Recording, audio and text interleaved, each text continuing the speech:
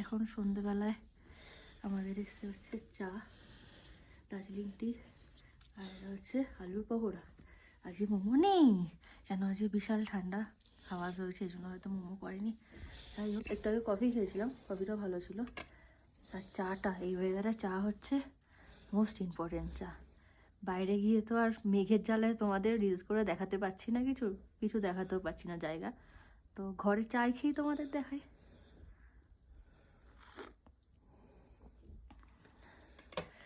ঠান্ডায় এই ওয়েদারে চা, মানে ঘন ঘন যদি 1 ঘন্টা পর চা দেয় তাও আমি খেয়ে নেবো এখন। ঠিক আছে, আমার কোনো ব্যাপার নয়। কলকাতায় গেলে আমি না চা খাই না, কিন্তু এখন আমি 1 ঘন্টা পর পর আমাকে কেউ চা দিক, আমি খেয়ে নেবো। আর তার সাথে আছে আলুর পকোড়া।